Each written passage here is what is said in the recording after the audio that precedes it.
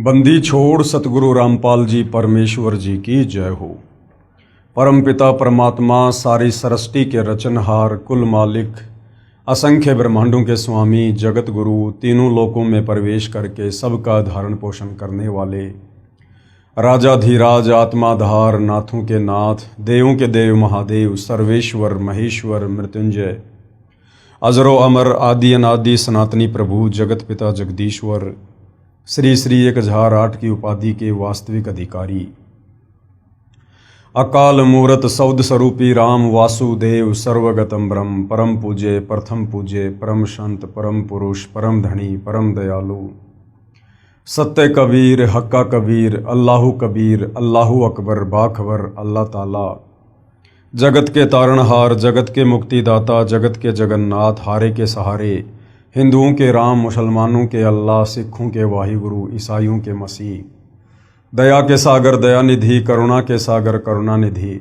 स्वयंभू परिभू, संकट मोचन, कष्ट हरण, मंगल करण, दुख भंजन, अविगत कबीर, निर्विकार निर्विषम परमात्मा, अलय अलेख सतगुरु, आदि अनादि सतगुरु, असली मर्यादा पुरुषोत्तम, असली राम, असली कृष्ण, असली घनश्याम, असली मुरारी, राजाओं के राजा, महाराजाओं के महाराजा, शहंशाहों के शहंशाह, सम्राटों के सम्राट, भगवानों के भगवान, अल्लाहों के अल्लाह, प्रभुओं के प्रभु, मसीहाओं के मसीह, सच्चे वाहिगुरु, बाबाओं के बाबा, पीरों के पीर, सेठों के सेठ, जगत सेठ, साड़सा सेठ, सर्वगुण संपन्न, अनंत कोटि कलाओं के स्वामी, अनंत कोटि ब्रह्मांडों के नायक, योगियों में महायोगी, ध्यानियों में महाध्यानी, सिद्धों में परम सिद्ध, ज्ञानियों में तत्व ज्ञानी, ब्रह्म ज्ञानी, महाज्ञानी, परम ज्ञानी, सर्वश्रेष्ठ ज्ञानी, विज्ञानी, युवा कबीर, समर्थ कबीर, असमवात, अमित ओजा, सच्चे रहनुमा, करीम अल्लाह, सुभान अल्लाह,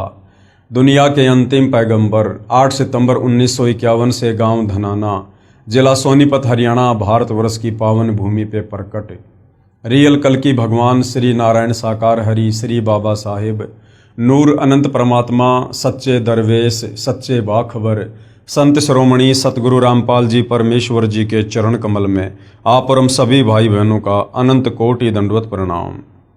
सत्साई भाई और बहनों, बहुत बड़ी दया, बहुत बड़ी मेहर पूज्य गुरुदेव भगवान की, परमेश्वर रामपाल जी की, जिनके विशेष आशीर्वाद से उन्हीं के द्वारा लिखित पवित्र पुस्तक ज्ञान गंगा के ऊपर वीडियो बनाने की श्रृंखला जारी है। इसी श्रृंखला में आज हमारा ये 10वें नंबर का वीडियो है। प्रत्येक वीडियो को देखकर हमें अध्यात्म के विषय में बहुत ही गहन जानकारियां प्राप्त हुई है, क्योंकि जो पवित्र पुस्तक ज्ञान गंगा सतगुरु रामपाल जी ने लिखी है, ये पुस्तक सर्व धर्मों के, सर्व पवित्र धर्मशास्त्रों के ज्ञान से प्रमाणित है।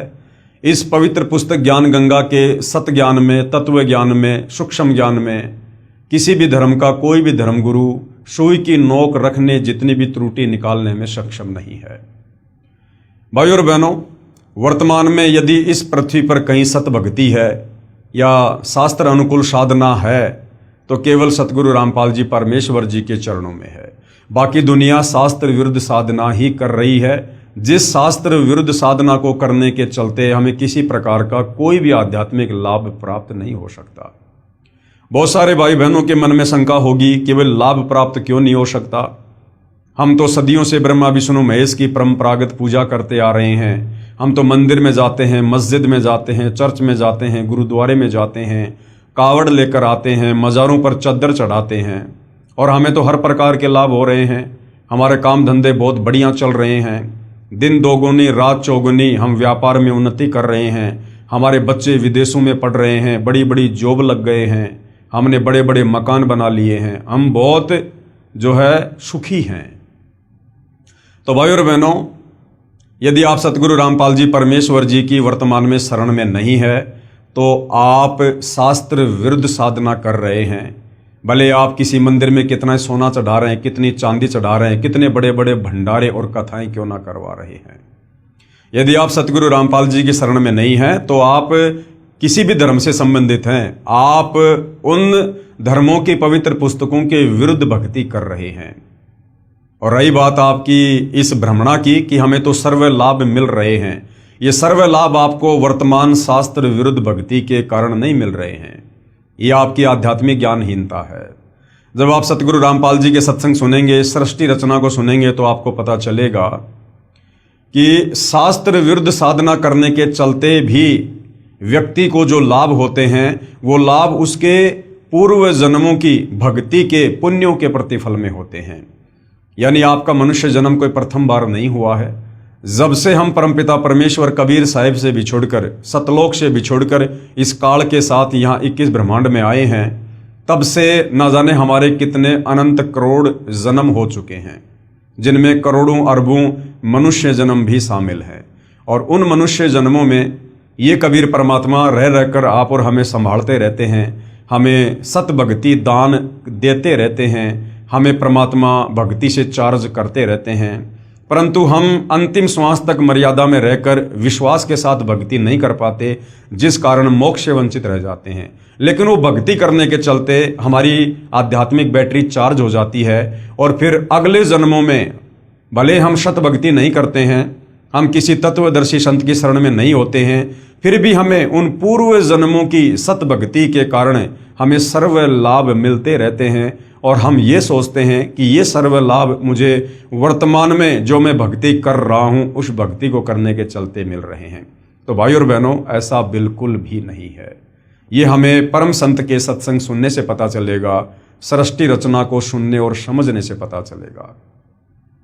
तो भाई और बहनों, ये कलयुग है और हमारे जितने भी अच्छे कर्म थे, शुभ कर्म थे, जो पुण्य कर्म थे, वो हमने आज से पहले 3 युगों में, सतयुग, त्रेता, द्वापर में मनुष्य जन्म प्राप्त कर करके भोग लिए हैं। ज़्यादातर हमने खर्च कर दिए हैं। और वर्तमान में आप देखिएगा 90% लोग वर्तमान में भक्ति अवश्य करते हैं, वो चाहे किसी भी धर्म से संबंधित क्यों ना है, फिर भी उनकी दुर्गति हुई पड़ी है। देश का राजा भी उसी मंदिर में जाता है और देश का भिखारी भी उसी मंदिर के आगे भीख मांगता है। फिर दोनों में इतना अंतर क्यों? भाई और बहनों, दोनों ही शास्त्र विरुद्ध साधना कर रहे हैं। उस राजा के अभी पूर्व जन्मों के पुण्य चल रहे हैं, भिखारी के पूर्व जन्म के पुण्य समाप्त हो चुके हैं। और जिस दिन उस राजा के पुण्य समाप्त होंगे, उसकी भी ऐसी दुर्गति होगी, फिर आने वाले मनुष्य जन्म में या वर्तमान जन्म में भी हो सकती है। तो भाई और बहनों, इस आध्यात्मिक ज्ञान को अच्छे से समझने के लिए आप लोगों ने सृष्टि रचना को समझना बहुत ज़रूरी है। और ये जो सृष्टि रचना सतगुरु रामपाल जी परमेश्वर जी ने हमें समझाई है, हमें बताई है, सत्संगों में सुनाई है और अपनी पवित्र पुस्तकों में लिखी है, ये शास्त्र प्रमाणित है। इसमें किसी भी प्रकार की मीन मेख कोई भी नहीं निकाल सकता है। हाँ ठीक है, अपनी अज्ञानता और नादानी के चलते भले हम स्वीकार ना करें, परंतु सत्य सत्य ही होता है। तो भाई और बहनों, यदि आप आगे सत भक्ति रूपी चार्जर लगाना चाहते हैं और आने वाले समय में, क्योंकि आने वाला समय युग परिवर्तन का है और जब जब युग परिवर्तन होता है तब तब महाविनाश होता है, अच्छे लोगों की ज़बरदस्त दुर्गति होती है। हम मई 2026 में जी रहे हैं और 2028 युग परिवर्तन का निर्धारित समय है। आने वाले 1.5 वर्षों में क्या से क्या होगा, शायद आप और हमने इसकी कल्पना भी नहीं की होगी। तो यदि आप युग परिवर्तन के दौरान उत्पन्न होने वाली समस्याओं से बचना चाहते हैं, अपने परिवार को बचाना चाहते हैं, तो सतगुरु रामपाल जी की शरण ही एकमात्र विकल्प है।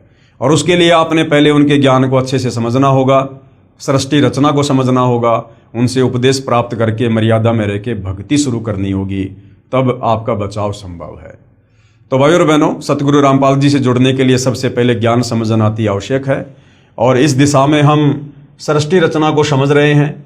सृष्टि रचना पर आज हमारा ये 4थे नंबर का वीडियो है और प्रत्येक वीडियो में हमने सृष्टि रचना के विषय में बहुत कुछ जाना है, बहुत कुछ समझा है।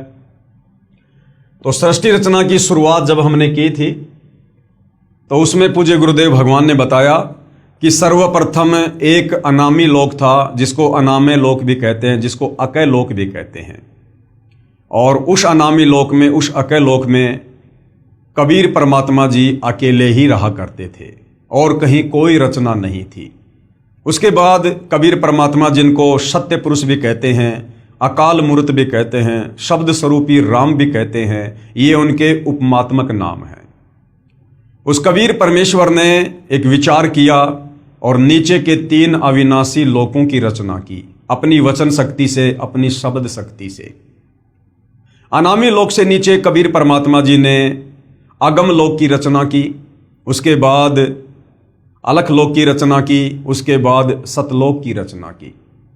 और इन तीनों लोकों में यानी अनामी लोक से नीचे जो तीन लोक हैं, अगम लोक, अलख लोक और सतलोक, इन तीनों लोकों में कबीर परमेश्वर अपना रूपांतरण करके खुद ही विराजमान होते हैं। उसके बाद सर्वप्रथम कबीर परमेश्वर जी ने सतलोक में सृष्टि की रचना करनी चाहिए। उसके लिए परमात्मा ने सबसे पहले अपने एक वचन से 16 द्वीपों की रचना की। उसके बाद अपने 16 शब्दों से, 16 वचनों से अपने 16 पुत्रों की रचना की और अपने प्रत्येक पुत्र को एक एक द्वीप में रहने का आदेश दिया। उसके बाद कबीर परमेश्वर जी ने अपने 12वें नंबर के पुत्र अचिंत से कहा कि बेटा अब आगे सतलोक में आप सृष्टि की रचना करो, मैं आपको वचन शक्ति देता हूं। अचिंत ने सृष्टि रचना में सहयोग के लिए एक आत्मा उत्पन्न की जिसको अक्षर पुरुष कहा जाता है, जिसको परब्रह्म भी कहा जाता है। वो अक्षर पुरुष सतलोक में बने एक मानसरोवर में जाकर सो गया और निंद्रा आ गई। काफी युगों तक वो निंद्रा से बाहर नहीं आया।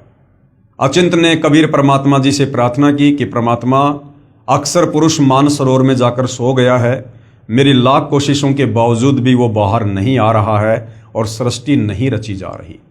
तब कबीर परमेश्वर जी ने अपने पुत्र अचिंत से कहा कि बेटा आप सृष्टि रचना करने में सक्षम भी नहीं है, जिसका काम उसी को साजे और करे तो मूर्ख बाजे। कबीर परमेश्वर जी ने उस मानसरोवर के जल से थोड़ा जल लिया और एक अंडा बनाया अपनी वचन शक्ति से। उस अंडे में एक आत्मा प्रवेश की और मानसरोवर के जल में अंडा छोड़ दिया। अंडा मानसरोवर के जल में नीचे जाता है और अंडे की गड़गड़ाहट से अक्षर पुरुष की निंद्रा भंग होती है। नींद खुलते ही अक्षर पुरुष ने अंडे की ओर गुस्से से देखा, जिससे अंडा 2 भाग हो जाता है।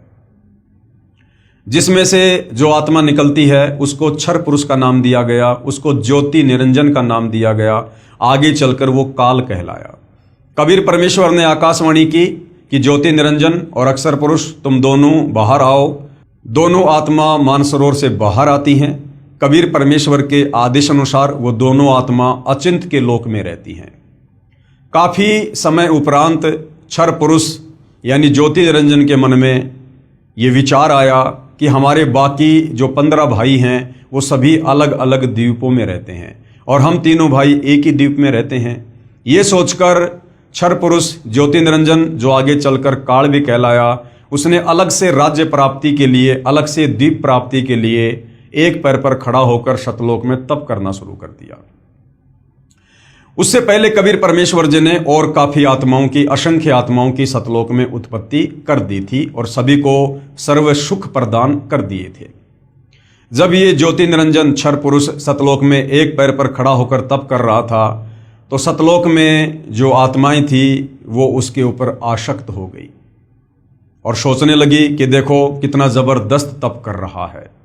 कबीर परमेश्वर जी ने आत्माओं को समय समय पर सचेत किया कि बच्चों, इस नादान की नादानी को मत देखो, ये अपने कर्म फोड़ रहा है, तुम आराम से रहो, ठाट बाट से रहो, तुम्हें किसी चीज की कोई कमी नहीं है, इसकी तरफ ध्यान मत दो। हम सभी आत्माओं ने ऊपर से तो सावधानी दिखाई, लेकिन अंदर से हम उस ज्योति निरंजन को चाहने लगे और पतिव्रता पर्द से नीचे गिर गए, परमात्मा के दिल से हम उतर गए। जब काल ने सत्ययुग तप किया तो कबीर परमेश्वर जी ने पूछा कि भाई आप तप क्यों कर रहे हो, आपको क्या चाहिए? तो क्षर पुरुष ने कहा कि मैं जहां रह रहा हूं वो जगह मेरे लिए कम है, मुझे अलग से राज्य प्रदान कीजिए। कबीर परमेश्वर ने क्षर पुरुष को 21 ब्रह्मांड दे दिए जो सतलोक में ही थे। उसके बाद क्षर पुरुष ने फिर से सत्ययुग तप किया, ये सोचकर कि खाली प्लाट का क्या करूंगा, इनमें कुछ रचना भी करनी चाहिए और रचना सामग्री कबीर परमात्मा के ही पास है। तो रचना सामग्री प्राप्त करने के लिए सत्ययुग फिर तप किया। फिर कबीर परमेश्वर जी ने पूछा तो क्षर पुरुष ने कहा कि मुझे सृष्टि रचना के लिए सामग्री चाहिए। कबीर परमेश्वर ने उसे 3 गुण, रजगुण, सतगुण, तमगुण और 5 तत्व, पृथ्वी, अग्नि, जल, वायु, आकाश, ये जो उस समय सतलोक में कबीर परमेश्वर जी के 16 पुत्रों में से सबसे बड़े पुत्र कूरम के मुकुट में थे, सूक्ष्म रूप में थे, कबीर परमेश्वर जी ने काल को उपलब्ध करवा दिए। उसके बाद इस क्षर पुरुष ने सोचा कि अब मैंने बहुत सारी रचना भी कर ली है, लेकिन मेरे अकेले का दिल नहीं लग रहा, मुझे कुछ आत्मा चाहिए। ये सोचकर उसने 64 युग फिर तप किया। जब 64 युग तप कर लिया तो कबीर परमेश्वर जी ने पूछा कि भाई क्षर पुरुष, अब आपको क्या चाहिए? जो आपको चाहिए था मैंने आपको सब कुछ दे दिया। तो क्षर पुरुष ने कहा कि पिताजी, मुझे कुछ आत्मा दे दो, मेरा अकेले का मन नहीं लगता है। तो कबीर परमेश्वर जी ने कहा कि भाई देखो, आत्मा मैं आपको किसी भी कीमत पर नहीं दे सकता, ये मेरे अंश हैं, मेरे वचन से उत्पन्न हैं, मेरे बच्चे हैं, और आपको कुछ चाहिए तो आप ले सकते हो। लेकिन भाई और बहनों, हम अपने कबीर परमेश्वर जी से दिल हटाकर इस काल के ऊपर हम दिल लगा चुके थे, इसलिए हम पतिव्रता पद से नीचे गिर चुके थे।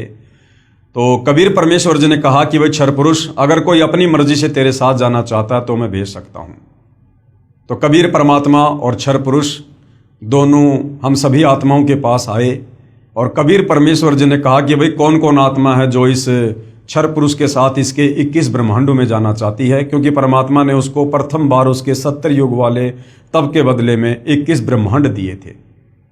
काफी देर तक सन्नाटा छाया रहा, किसी ने भी हाथ खड़ा नहीं किया।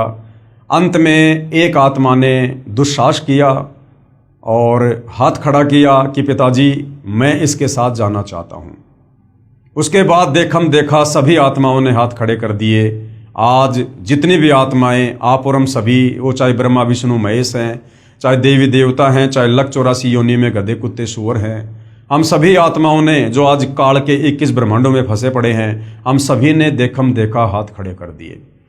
कबीर परमेश्वर जी ने क्षर पुरुष से कहा कि भाई ठीक है, आप अपने 21 ब्रह्मांडों में जाओ, जिन जिन आत्माओं ने आपके साथ जाने की स्वीकृति दी है उनको मैं अपने हिसाब से आपके पास भेज दूंगा। ज्योति निरंजन यानी क्षर पुरुष, जो आगे चलकर काल कहलाया, अपने 21 ब्रह्मांडों में चला गया।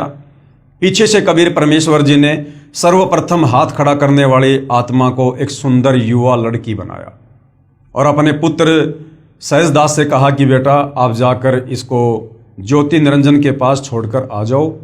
सहजदास जी ने अपने पिता की आज्ञा पाकर और उस युवा लड़की को, जिसको आगे चलकर दुर्गा भी कहा गया, गीता में जिसको प्रकृति भी कहा गया है, जिसको अष्टंगी 8 भुजा वाली भी कहा गया है, उसे ज्योति निरंजन के पास छोड़ दिया और कहा कि पिताजी ने इसको शब्द शक्ति दे रखी है, आप जितनी आत्मा चाहोगे ये अपने वचन से उत्पन्न कर देगी। सहजदास वापस आ गया।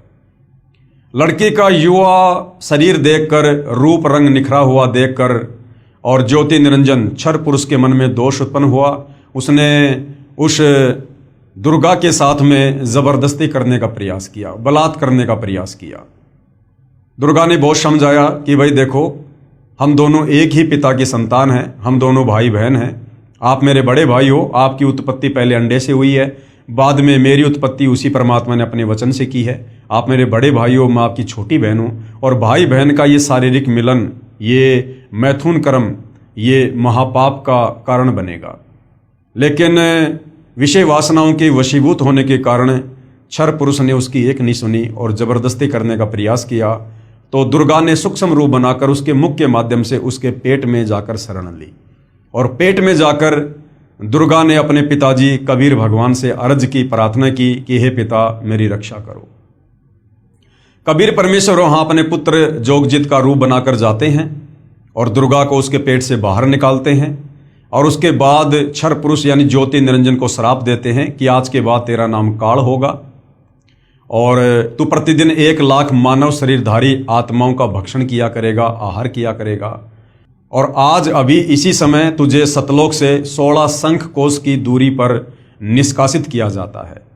ये कहते ही इस क्षर पुरुष के 21 ब्रह्मांड दुर्गा सहित और दुर्गा के अंदर जितने भी आत्माएं प्रवेश थी, विमान की तरह चल पड़ा और सतलोक से 16 शंख कोश की दूरी पर आकर रुक गया। हालांकि बीच में थोड़ा सा प्रकरण आता है कि जब ये 21 ब्रह्मांड विमान की तरह सतलोक से बाहर जा रहे थे, तो बाहर सीमा पर सहजदास का लोक आता है। वहाँ पर ही क्षर पुरुष ने अपने भाई से अर्ज की कि मेरे विमान को यहाँ पर उतार लो, परमात्मा जी से आप प्रार्थना करो, मेरे से बहुत बड़ी गलती हो गई है। जब सहजदास जी ने कबीर परमेश्वर जी से आज्ञा लेनी चाहिए तो कबीर परमात्मा ने मना कर दिया कि अगर उसको रोका तो मेरे से फिर बुरा कोई नहीं होगा। यानी परमेश्वर ने कहा कि मैं मन कर्म वचन से कहता हूँ उसको यहाँ से बाहर निष्कासित कर दो। सहजदास ने कहा कि भैया मेरे बस की बात नहीं है, पिताजी ने मना कर दिया है। और सतलोक से 16 संकोश की दूरी पर इस काल के 21 ब्रह्मांड आकर स्थिर हो गए परमेश्वर की वचन शक्ति से, जिसको हम गुरुत्वाकर्षण शक्ति कहते हैं। उसके बाद भाई और बहनों, इस काल ने, क्षर पुरुष ने, ज्योति निरंजन ने दुर्गा के साथ में मनमानी करनी चाहिए और कहा कि अब मेरा कौन क्या बिगाड़ेगा, अब जो मन में आएगा वो मैं करूँगा, मुझे जो सज़ा मिलनी थी वो पिताजी ने दे दी है। दुर्गा ने फिर समझाया, बहुत कोशिश की, लेकिन ये नहीं माना। अंत में इसने दुर्गा के साथ में पति पत्नी व्यवहार किया और 3 पुत्रों की रचना की, ब्रह्मा की, विष्णु की और शंकर जी की। और अपने तीनों बेटों को एक एक गुण से युक्त कर दिया। रजगुण से ब्रह्मा जी को, सतगुण से विष्णु जी को, तमगुण से शंकर जी को। तीनों पुत्रों की उत्पत्ति करके ब्रह्मा जी को कमल के फूल के ऊपर बैठाकर अचेत कर दिया, विष्णु जी को शेषनाग की सैया के ऊपर लिटाकर अचेत कर दिया और शंकर जी को कैलाश पर्वत पर बैठाकर अचेत कर दिया। और दुर्गा से कहा कि दुर्गा, अब आज के बाद मैं प्रतिज्ञा करता हूं कि मैं किसी को भी अपने वास्तविक काल रूप में दर्शन नहीं दूंगा, क्योंकि मुझे परमात्मा जी ने श्राप दिया है। मुझे प्रतिदिन 1 लाख मानव शरीरधारी आत्माओं को खाना पड़ेगा। अगर मेरे इस दुष्कर्म का संसार में आत्माओं को पता चल गया तो फिर कोई भी मेरी पूजा नहीं करेगा और सब लोग यहाँ से बाहर निकलने का प्रयास करेंगे जब कभी कबीर परमात्मा इस लोक में ज्ञान समझाने आएंगे। तो काल ने एक अटल प्रतिज्ञा कर ली कि आज के बाद मैं अपने वास्तविक रूप में किसी को दर्शन नहीं दूंगा। और दुर्गा, अब आप इन तीनों बेटों के माध्यम से मेरे भोजन की व्यवस्था करो, सृष्टि की उत्पत्ति करो। दुर्गा ने काल का आदेश प्राप्त करके और अपने तीनों पुत्रों को सचेत कर दिया, आपस में उनको इकट्ठा कर दिया। उसके बाद में काल के आदेश से दुर्गा ने समुद्र मंथन के दौरान ब्रह्मा जी को 4 वेद दिए। जब ब्रह्मा जी ने वेदों को पढ़ा तो वेदों से पता चला कि कोई ब्रह्म है जो साकार है, सशरीर है, तेजोमय शरीर है और साधना करने से वो मिलता है। उससे पहले दुर्गा कहा करती थी कि पुत्रों, मैं तुम्हारी माँ हूँ, मैं तुम्हारा पिता हूँ। लेकिन जब ब्रह्मा जी ने वेद पढ़े और वेदों में पढ़ा कि कोई परमात्मा अलग है, तो ब्रह्मा जी ने कहा कि माँ, वेदों में तो लिखा है कि ब्रह्म कोई और है, आप कह रही हो कि ब्रह्म मैं ही हूँ, मैं तुम्हारी माँ हूँ, मैं तुम्हारा पिता हूँ। तो दुर्गा ने सच बताना पड़ा और दुर्गा ने कहा कि बेटा तुम्हारा पिता है, लेकिन वो तुम्हें दर्शन नहीं देगा। ये बात सुनकर ब्रह्मा जी को अपनी माता की बातों पर अविश्वास हो गया और ब्रह्मा ने सोचा कि मैं अपने पिता के दर्शन करूंगा। ये सोचकर ब्रह्मा जी उत्तर दिशा की ओर चल दिए, जहां पर अंधेरा ही अंधेरा था। जाने से पहले दुर्गा ने कहा कि बेटा, अगर तुझे तेरे पिता ब्रह्म ने दर्शन नहीं दिए तो तू क्या करेगा? ब्रह्मा ने कहा कि मैं आपको अपनी शक्ल नहीं दिखाऊंगा। 4 युग तक ब्रह्मा जी ने ध्यान लगाया, परंतु काल यानी ब्रह्म ने उसको दर्शन नहीं दिए। उधर से काल ब्रह्म ने आकाशवाणी की कि दुर्गा, सृष्टि क्यों नहीं रची जा रही है? तो दुर्गा ने कहा कि आपका बड़ा बेटा ब्रह्मा आपकी खोज करने के लिए गया हुआ है। तो ब्रह्म ने कहा, यानी काल ने कहा कि उस ब्रह्मा को वापस बुलाओ, मैं दर्शन नहीं दूंगा। दुर्गा ने अपनी शब्द शक्ति से गायत्री नाम की एक लड़की उत्पन्न की और कहा कि अपने भाई ब्रह्मा को लेकर आओ किसी भी प्रकार से। गायत्री चली जाती है। ब्रह्मा जी समाधि में थे। गायत्री ने ध्यान से दुर्गा से जब बातचीत की, संवाद किया, तो दुर्गा ने कहा कि आप उसके पैर को हाथ लगाओ, उसके चरणों को स्पर्श करो। गायत्री ने ऐसा ही किया और ब्रह्मा जी का ध्यान भंग हुआ। ब्रह्मा जी ने कहा कि तू कौन उल्टा है जिसने मेरी समाधि भंग कर दी, मेरा ध्यान भंग कर दिया, मैं तुझे श्राप दूंगा। तो गायत्री ने कहा कि श्राप बाद में देना, पहले मेरी बात सुन लो। मुझे माता ने भेजा है तुम्हें वापस लाने के लिए, क्योंकि तुम्हारे बिना सृष्टि नहीं रची जा रही है। तो ब्रह्मा ने कहा कि भाई गायत्री, मैं वापस कैसे चलूं? मुझे पिताजी के दर्शन नहीं हुए और मैं तो प्रतिज्ञा करके आया था कि जब तक पिताजी के दर्शन नहीं होंगे मैं अपना मुंह नहीं दिखाऊंगा। गायत्री की मजबूरी थी ब्रह्मा को वापस लेकर जाना। तो गायत्री ने कहा कि आपको तो चलना पड़ेगा। तो ब्रह्मा जी ने कहा कि एक शर्त पर चल सकता हूं, यदि आप मेरी झूठी गवाही दे दो कि हाँ, मेरे सामने ब्रह्मा को इसके पिता ने दर्शन दिए। गायत्री ने कहा कि मैं झूठी गवाह नहीं दे सकती तो मैं नहीं चलूंगा। लेकिन गायत्री की मजबूरी थी। गायत्री ने सोचा कि अगर कल को मेरी बात झूठी हो गई तो मैं अकेली जो है माता के दंड का भागी बनूंगी। तो क्यों ना इस ब्रह्मा को भी बराबर का भागीदार बनाया जाए। गायत्री ने एक ऐसी शर्त रखी कि आपको मेरे साथ में शारीरिक संबंध बनाने पड़ेंगे, रति क्रिया करनी पड़ेगी, तब मैं आपकी झूठी गवाही दूंगी। ब्रह्मा जी की मजबूरी थी और दोनों ने वो कर्म किया। उसके बाद गायत्री ने सोचा क्यों ना एक गवाह और बनाया जाए। तो ब्रह्मा से बात करने के बाद में, ब्रह्मा की सहमति के बाद में, गायत्री ने अपने वचन से एक पोहपति नाम की लड़की उत्पन्न की और उसको भी यही कहा कि आप ऐसे ऐसे गवाही दो। तो पोहपति ने कहा कि मैं झूठी गवाही नहीं दूंगी, हाँ यदि ब्रह्मा मेरे साथ में शारीरिक संबंध बनाए तो मैं झूठी गवाही दे सकती हूँ। उसके बाद पोहपति के साथ ब्रह्मा जी ने शारीरिक संबंध बनाए और ब्रह्मा जी ने दोनों को बता दिया था, यदि माता जी पूछे कि तुम्हारा पिता कैसा है, दिखने में कैसा है, तो वेदों में वर्णित परमेश्वर की व्याख्या ब्रह्मा जी ने पहले ही उनको बता दी कि ऐसे कह देना कि परमात्मा मानव सदृश है, नर रूप है, तेजोमय शरीर है। और तीनों दुर्गा के पास में जाते हैं। दुर्गा ने कहा कि बेटा तुझे तेरे पिता ने दर्शन दिए? तो ब्रह्मा जी ने कहा कि हाँ मुझे मेरे पिता के दर्शन हुए। दुर्गा ने कहा कि कोई प्रमाण दो, कोई सबूत दो, कोई गवाह बताओ। तो ब्रह्मा ने कहा कि इन दोनों के सामने मुझे पिता ने दर्शन दिए। जब दुर्गा ने उन दोनों से जानना चाहा तो दोनों ने कहा कि हाँ हमारे सामने दर्शन दिए। उधर से दुर्गा ने सोचा कि ब्रह्म यानी काल मुझे तो कह रहा था कि मैं किसी को दर्शन नहीं दूंगा और ये कह रहे हैं कि मुझे दर्शन दे दिए। वो थोड़ी सी नाराज हुई और उसने ध्यान लगाया तो काल ने आकाशवाणी की कि दुर्गा ये तीनों झूठ बोल रहे हैं, मैंने इनको किसी प्रकार से कोई दर्शन नहीं दिए। यह आकाशवाणी सभी ने सुनी, सबके सिर नीचे हो गए। और उसके बाद में दुर्गा ने ब्रह्मा यानी अपने बड़े बेटे को श्राप दिया कि जग में तेरी पूजा नहीं होगी और तेरे वंशज यानी ब्राह्मण धर्मगुरु जो वेदों को पढ़ेंगे, वेदों को ना समझकर आगे लोगों को ज्ञान देंगे, गुमराह करेंगे, वो भी तेरे जैसे झूठे होंगे, पाखंडी होंगे। दुनिया को गुमराह करना उनका परमो धर्म होगा। उसके बाद में दुर्गा ने अपने दूसरे नंबर के बेटे विष्णु से कहा कि बेटा आप भी अपने पिता के दर्शन कर लो, कहीं बाद में फिर आप जी बीच में समाधि लगा के बैठ जाओगे।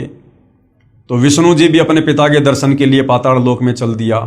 पाताल लोक में शेषनाग था। शेषनाग ने देखा कि मेरे लोक में ये मेरी अनुमति के बिना कौन बेधड़क आ रहा है। तो शेषनाग ने अपने 1000 फणों से विष छोड़ दिया, जिसके चलते विष्णु जी का पूरा शरीर नीला हो गया, काला हो गया। विष्णु जी ने जैसे ही उसके साथ युद्ध करना चाहा तो काल ने आकाशवाणी की कि बेटा इसका बदला मैं तुझे द्वापर युग में दूंगा। तो श्री कृष्ण रूप में जाएगा और ये काली देह में कालेंद्री नाम का नाग होगा, उस समय मैं तुझे इसका बदला दूंगा। विष्णु जी वापस आ गए, अपनी माँ को आके सब कुछ सच सच बता दिया कि मुझे मेरे पिता के दर्शन नहीं हुए। दुर्गा बड़ी प्रसन्न हुई और कहा बेटा तू सत्यवादी होगा और जग में तेरी पूजा होगी।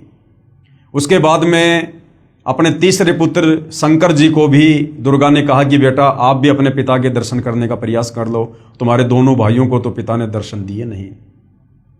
शंकर जी इस मामले में थोड़े समझदार निकले। उन्होंने कहा कि माता जब मेरे दोनों बड़े भाइयों को मेरे पिता ने दर्शन नहीं दिए तो फिर मैं व्यर्थ में क्यों प्रयास करूं। हे माँ मुझे ऐसा वरदान दे दो कि मैं अमर हो जाऊं, कभी ना मरूं। तो दुर्गा ने कहा कि बेटा इस 21 ब्रह्मांड में ये अमरत्व का वरदान नहीं मिल सकता, यहाँ जिसका जन्म हुआ है उसकी मृत्यु निश्चित है। लेकिन शंकर जी को ध्यान लगाने की विधि बताई, जिसके चलते शंकर जी की उम्र अपने दोनों भाइयों से 7 गुना ज्यादा है। उसके बाद भाइयों और बहनों, काल के आदेश से दुर्गा ने समुद्र मंथन पर अपने तीनों पुत्रों ब्रह्मा विष्णु महेश को भेज दिया और कहा कि समुद्र मंथन में जो भी वस्तु निकले उसकी मुझे जानकारी देना और उनको अलग अलग रखना। समुद्र मंथन हुआ। दुर्गा समुद्र में जाकर अपने 3 रूप बनाती है। 3 लड़कियों के रूप में दुर्गा प्रकट होती है, बाहर भी खड़ी हुई है। और जब 3 लड़कियां लेकर ब्रह्मा विष्णु महेश बाहर आते हैं तो दुर्गा ने कहा कि सबसे पहले कौन सी लड़की आई? तो कहा जी ये वाली आई। तो दुर्गा ने उसका नाम सावित्री रखा और उसकी शादी ब्रह्मा जी के साथ कर दी। दूसरी का नाम लक्ष्मी रखा और विष्णु जी को दे दी। तीसरी का नाम पार्वती रखा और शंकर जी के साथ में शादी कर दी और तीनों को अपने अपने लोक में भेज दिया और तीनों को एक एक गुण से युक्त कर दिया। ब्रह्मा जी को रजोगुण से युक्त कर दिया, जिसके चलते तीनों लोकों के प्राणी रजोगुण के प्रभाव से संतान उत्पत्ति करते हैं। विष्णु जी को सतोगुण से युक्त कर दिया, जिस सतोगुण के प्रभाव के चलते सभी आपस में मोह ममता में बंधे हुए हैं। शंकर जी को तमोगुण से युक्त कर दिया, जिसके चलते फिर मनमुटाव, राग द्वेष, ईर्ष्या, लड़ाई झगड़े यानी संहार का कार्य तमोगुण के कारण शंकर जी करते हैं। और इस प्रकार से इस काल के 21 ब्रह्मांड की सृष्टि चल रही है। कुल मिला के भाइयों और बहनों बात यह है कि इस काल को प्रतिदिन 1 लाख मानव शरीरधारी स्त्री या पुरुषों के सूक्ष्म शरीर से निकली वासना को खाने का श्राप लगा हुआ है, जिसके चलते ये गुप्त ऊपर 21वें ब्रह्मांड में रहता है, जहाँ पर इसने तपतशिला बना रखी है, जीवों को भून भून के खाता है और अपने तीनों पुत्रों की ब्रह्मा विष्णु महेश की जो है ड्यूटी लगा रखी है अपने भोजन के लिए, आप और हम मानव शरीरधारी प्राणियों की उत्पत्ति करने की। तो भाई और बहनों, और यहाँ कुछ भी लेना देना नहीं है। काल ने केवल अपने भोजन के लिए सारी व्यवस्था कर रखी है और हम सभी प्राणी समय समय पर अपने कर्मों का दंड भोगने के लिए कभी लक 84 योनि में गधे कुत्ते सुअर बनते हैं, कभी नरक में जाते हैं, कभी स्वर्ग में जाते हैं। और इसी प्रकार से जन्म मृत्यु का सिलसिला, लक 84 योनियों का सिलसिला, ये लगातार अनंत युगों से चलता आ रहा है। इस काल की चक्की से बाहर निकालने के लिए, इन कष्टों से बाहर निकालने के लिए वो कबीर परमात्मा, सारी सृष्टि का मालिक, सतलोक से चलकर स्वयं ही यहाँ पर समय समय पर आता है। उसके बाद भाइयों और बहनों, इस काल को 21 ब्रह्मांड सहित बाहर निकालने के बाद सतलोक में जो एक और आत्मा थी, परब्रह्म, जिसको अक्षर पुरुष भी कहते हैं, उस अक्षर पुरुष के मन में आया कि क्षर पुरुष ज्योति निरंजन जो 21 ब्रह्मांड सहित सतलोक से चला गया है, वो बहुत सुख भोग रहा होगा। अक्षर पुरुष उसकी याद में रहने लगा, भक्ति भी करने लगा, लेकिन व्याकुल रहने लगा, चिंतित रहने लगा उस काल की याद में। और भी बहुत सारी आत्माएं जो सतलोक में थी, वो आत्माएं भी ये सोचकर कि काल ब्रह्म के साथ जितनी भी आत्मा उसके 21 ब्रह्मांड में गई हैं, वो तो बड़े सुख भोग रही होंगी, ये सोचकर उनके मन में भी दोष आ गया कि काश हम भी चले जाते तो हम भी ना जाने क्या क्या सुख भोगते। जबकि यहाँ हम लोग गधे कुत्ते सुअर बनकर टट्टी खा रहे हैं, लैट्रिन खा रहे हैं, नरक का कष्ट भोग रहे हैं, जन्म मृत्यु के चक्कर में हैं, अकाल मृत्यु मर रहे हैं, गरीबी में, भिखारीपन में, दारिद्र्य में जी रहे हैं। तो बाकी जितने भी आत्माओं के मन में दोष आया और अक्षर पुरुष के मन में दोष आया, उसके चलते वो भी पतिव्रता पद से नीचे गिर गए। कबीर परमेश्वर ने उनको भी सतलोक से बाहर करना जरूरी था। और फिर ठीक उसी प्रकार से कबीर परमेश्वर जी ने अक्षर पुरुष को यानी परब्रह्म को भी 7 शंख ब्रह्मांड दे दिए। और सर्वप्रथम अक्षर पुरुष के साथ उसके 7 शंख ब्रह्मांडों में जाने के लिए जिस आत्मा ने स्वीकृति दी, उसकी एक युवा लड़की बना दी, जिसका नाम ईश्वरी माया रखा। और बाकी सभी आत्माओं को सूक्ष्म रूप में ईश्वरी माया के अंदर जो है वो प्रवेश करके और अक्षर पुरुष के पास में भिजवा दिया। लेकिन अक्षर पुरुष ने और ईश्वरी माया ने वो गलती नहीं की जो गलती काल और दुर्गा ने सतलोक में की थी, जबरदस्ती शारीरिक संबंध बनाने की। यानी शारीरिक संबंध बनाने का प्रयास किया लेकिन सफल नहीं हो पाए। लेकिन अक्षर पुरुष ने ईश्वरी माया की सहमति से अपने नाखूनों से उसको स्त्री इंद्री लगाई और मैथुन क्रिया की, जिसके चलते अक्षर पुरुष के लोक में जीवों को भूनकर नहीं खाया जाता है, जीवों को जो है वो तपतशिला का कष्ट नहीं दिया जाता है। बाकी सारे के सारे कष्ट जो 21 ब्रह्मांड में हैं, काल के लोक में हैं, जैसे जन्म और मृत्यु, लक 84 योनियों का कष्ट, नरक का कष्ट, ये जो का त्यों अक्षर पुरुष के लोक में भी आत्माओं को दिया जाता है। तो भाइयों और बहनों, इस प्रकार से कबीर परमेश्वर जी ने 7 शंख ब्रह्मांड अक्षर पुरुष को और 21 ब्रह्मांड इस काल को देकर सतलोक से निष्कासित किया। उसके बाद रह रहकर कबीर परमेश्वर जी इस काल के 21 ब्रह्मांड में आते हैं, अक्षर पुरुष के 7 शंख ब्रह्मांड में जाते हैं। हम आत्माओं को सतलोक में की गई अपनी गलती सृष्टि रचना सुनाकर याद दिलाते हैं और हमें उनके बंधन से छुड़वाते हैं। जो जो आत्माएं उनके ज्ञान को स्वीकार कर लेती है, उनकी भक्ति स्वीकार कर लेती है और आजीवन मर्यादा में रहकर भक्ति करती है, उन आत्माओं को परमेश्वर वापस सतलोक लेकर जाते हैं। तो भाई और बहनों, यहाँ जो सृष्टि रचना चल रही है, जो सतगुरु रामपाल जी ने अपने सत्संगों में सुनाई है और अपनी पवित्र पुस्तकों में लिखी है, इसका समर्थन सर्व धर्मों के सर्व पवित्र धर्मशास्त्र भी कर रहे हैं। और हमने इस पवित्र पुस्तक ज्ञान गंगा में देखा कि मुसलमान धर्म की कुरान शरीफ, तौरेत, जबूर, ईसाइयों की बाइबल, हिंदुओं के 4 वेद और गीता जी, साथ में बहुत सारे महापुरुषों की जो लेखनी से जो ग्रंथ लिखे गए हैं, जिस प्रकार से धर्मदास जी के द्वारा लिखा गया कबीर सागर और दादू जी का दादू ग्रंथ और भी बहुत सारे महापुरुषों के ग्रंथों ने इसी सृष्टि रचना का समर्थन किया है। जो सृष्टि रचना कबीर परमेश्वर 650 साल पहले बनारस के काशी में बताया करते थे, जिस समय उनको अनपढ़ कहकर रिजेक्ट कर दिया गया था, आज उसी सृष्टि रचना को हमारे सर्व धर्मों के धर्मशास्त्र समर्थन दे रहे हैं।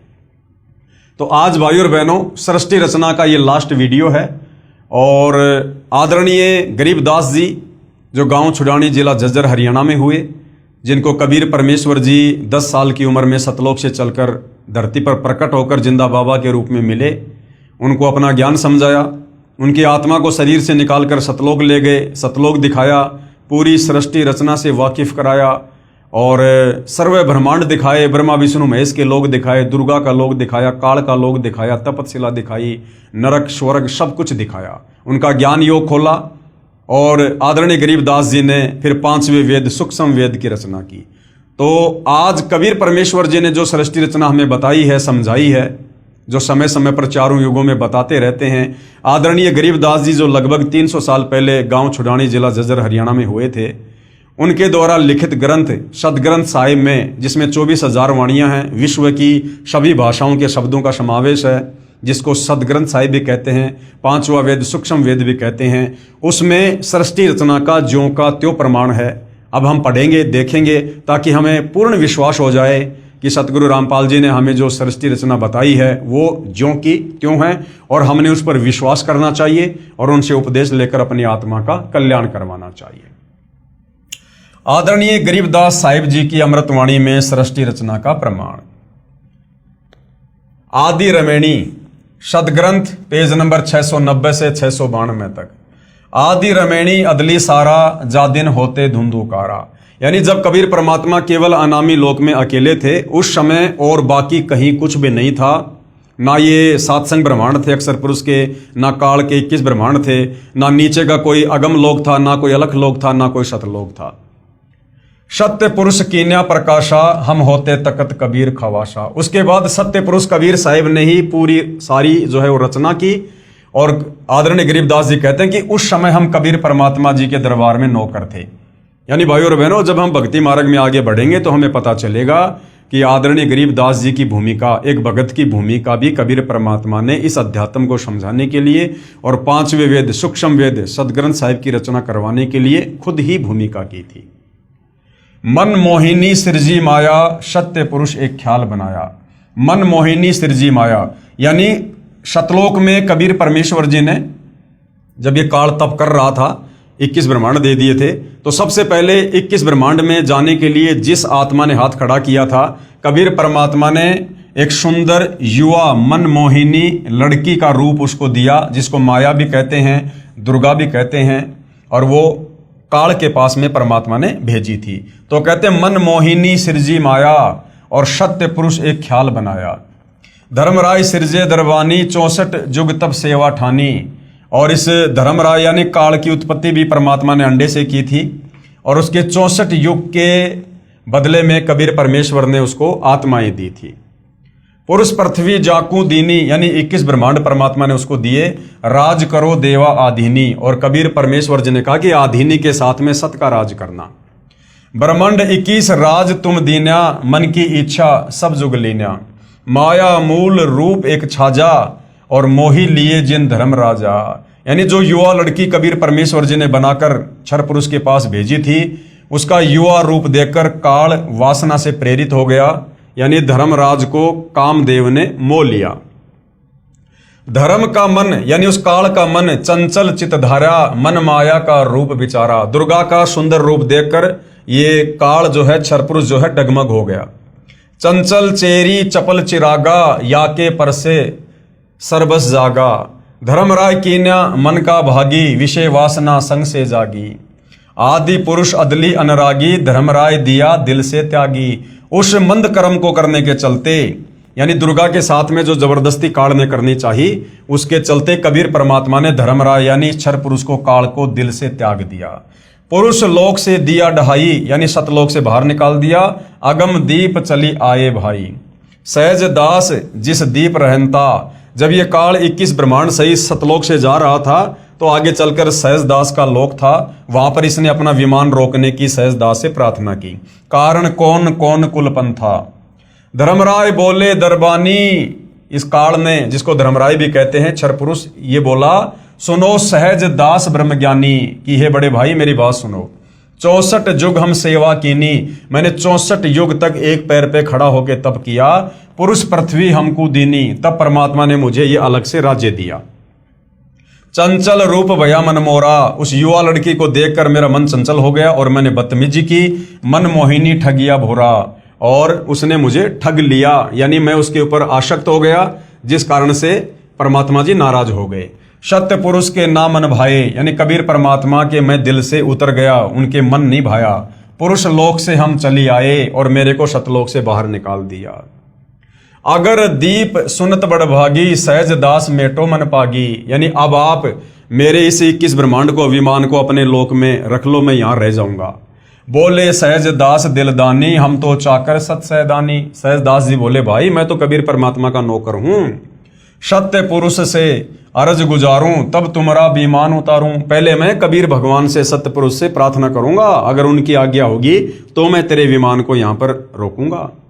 सहज दास को किया पियाना, सहज दास कबीर परमेश्वर जी के पास में गए, सत्य लोक लिया परवाना, यानी सतलोक के लिए चल दिए। सत्य पुरुष साहिब सरभंगी, अविगत अदली अचल अभंगी, यानी कबीर परमेश्वर की उन्होंने तरह तरह से महिमा की।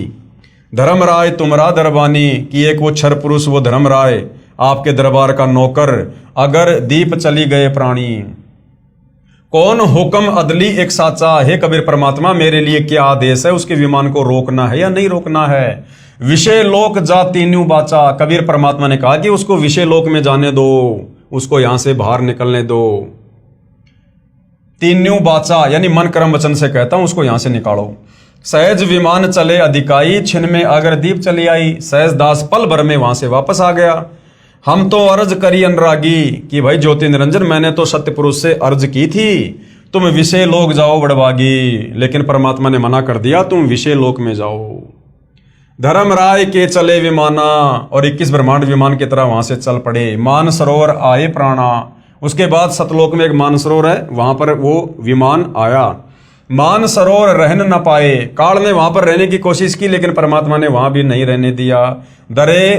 दरे कबीरा थाना लाए, वहां पर कबीर परमात्मा खुद ही बैठे हुए थे। बंकनाल की विस्मी बाटी, तहां कबीरा रोकी घाटी।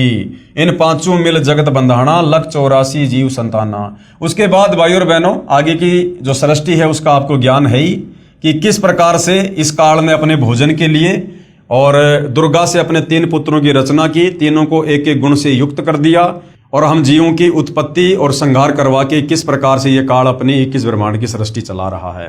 तो कहते हैं इन पांचों मिल जगत बंधाना, इन पांचों यानी काल, दुर्गा और तीनों इनके बेटे ब्रह्मा विष्णु महेश, इन पांचों ने मिलकर पूरे संसार को मूर्ख बना रखा है। सबको कर्म बंधन में लख 84 में जन्म मरण में बांध रखा है।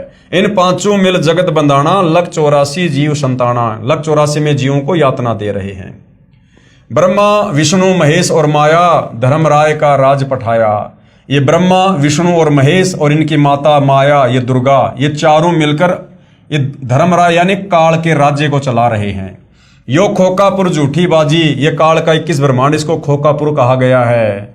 और भिस्त बैकुंठ दगासी साजी, और इसने जो नरक सुरक बना रखे ना केवल हमारे को धोखा देने के लिए। कृत्रिम जीव बुलाने भाई, निज घर की तो खबर न पाई, और हमारे को एक कृत्रिम जीव बना दिया। आत्माओं के ऊपर ये चोला लगा के हमारे को जन्मने और मरने वाले जीवों की संज्ञा में लाके खड़ा कर दिया। और निज घर की तो खबर न पाई, और हमारा जो वास्तव में जो घर है सतलोक, उसकी अब किसी को खबर नहीं लगने देता कि तुम कहां से आए थे, क्यों आए थे, क्या तुमने गलती करी थी जिस कारण से तुम यहां पर फंसे पड़े हो, इसकी खबर नहीं लगने दे रहा।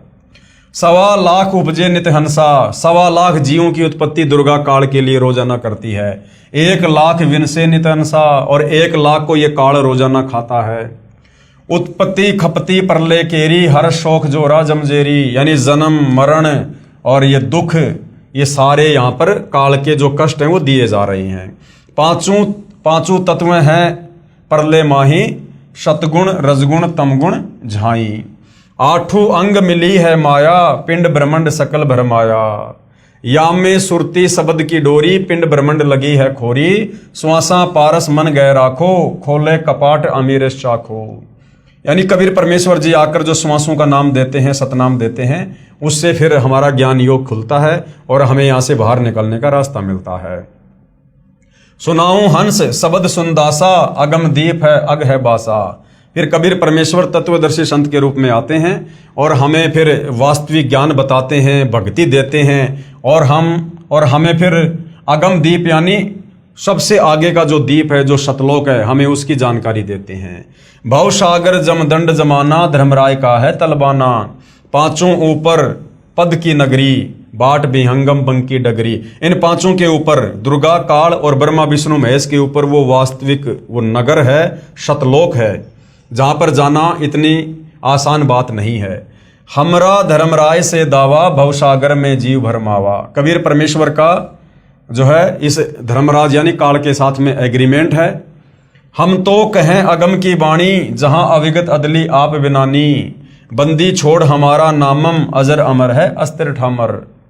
जुगन जुगन हम कहते आए, जम जोरा से हंस छुड़ाए। यानी युगों युगों से हम यहाँ पर आ रहे हैं, सृष्टि रचना बता रहे हैं, ज्ञान समझा रहे हैं। जम यानी काल, जोरा यानी मौत, इससे हम जीवों को छुटाने का प्रयास करते हैं।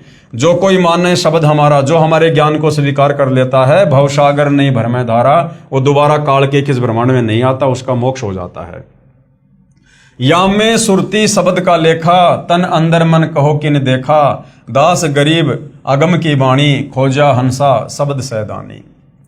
उपरोक्त अमृतवाणी का भावार्थ है कि आदरणीय गरीबदास साहिब जी ने भी यही कहा है कि यहाँ पहले केवल अंधकार था तथा पूर्ण परमात्मा कबीर साहिब जी सतलोक में तख्त सिंहासन पर विराजमान थे। हम वहां चाकर थे यानी नौकर थे। परमात्मा ने ज्योति निरंजन को उत्पन्न किया, फिर उसके तप के प्रतिफल में 21 ब्रह्मांड प्रदान किए। फिर माया यानी प्रकृति, जिसको दुर्गा भी कहते हैं, उसकी उत्पत्ति की। युवा दुर्गा के रूप पर मोहित होकर ज्योति निरंजन यानी ब्रह्म ने दुर्गा यानी प्रकृति से बलात्कार करने की चेष्टा की। ब्रह्म यानी काल को उसकी सजा मिली, उसे सतलोक से निकाल दिया तथा श्राप लगा कि 1 लाख मानव शरीरधारी प्राणियों का प्रतिदिन आहार करेगा, 1.25 लाख उत्पन्न करेगा। यहाँ सभी प्राणी जन्म मृत्यु का कष्ट उठा रहे हैं। यदि कोई पूर्ण परमात्मा का वास्तविक शब्द, सच्चा नाम जाप मंत्र हमारे से प्राप्त करेगा, उसको काल की बंद से छुड़वा देंगे। हमारा बंदी छोड़ नाम है, यानी जो काल के कर्म बंधनों से छुड़वा दे, सतलोक में भेज दे, उसको कहते हैं बंदी छोड़। आदरणीय गरीबदास जी अपने गुरु व प्रभु कबीर परमात्मा के आधार पर कह रहे हैं कि सच्चे मंत्र अर्थात सतनाम व सार शब्द की प्राप्ति कर लो, पूर्ण मोक्ष हो जाएगा।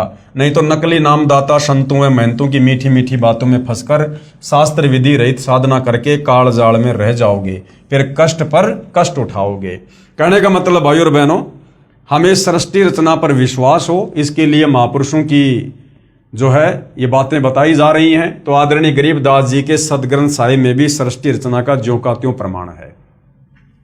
संत गरीबदास जी कृत अमर ग्रंथ के अध्याय हंस परमहंस की कथा की वाणी नंबर 37 और 43 में क्या कहा गया है सृष्टि रचना को लेकर। माया आदि निरंजन भाई, और अपने जाए आपे खाई। ये दुर्गा, ये माया, ये खुद ही पैदा करती है और खुद ही ये काल के पास में भोजन के लिए भेज देती है। यानी कहने का मतलब है भाइयों और बहनों, ये खुद ही पैदा करते हैं। ये काल और दुर्गा, ब्रह्मा विष्णु महेश को भी पैदा किया, फिर उसके बाद आप और हम सभी जीवों को पैदा किया। यानी हम सब यहाँ 21 ब्रह्मांड में काल और दुर्गा की संतान हैं, इसी से उत्पन्न हैं। और ये फिर सबको तपतशिला पे भून भून के खाते हैं सबको। एक सत्संग में गुरुदेव ने बताया कि ये दुर्गा भी, ये दुर्गा और काल, ये दोनों जीवों को खाते हैं, दोनों के दोनों। क्योंकि मालिक ने बताया जब घर में भोजन बनता है तो पत्नी भी खाती है। तो ये काल की 21 ब्रह्मांड की जो सृष्टि है, उसके जो घटिया नियम हैं, जो कर्म हैं, उसके बारे में बताया जा रहा है, ताकि हमारी आस्था यहाँ से हटे कि ये माया यानी दुर्गा और ये निरंजन यानी काल, ये दोनों हमें उत्पन्न करते हैं जीवों को और दोनों ही खाते हैं। ब्रह्मा विष्णु महेश चेला, ओम सोहम का है खेला। शिखर शून्य में धर्म अन्यायी, जिन शक्ति डायन महल पठाई।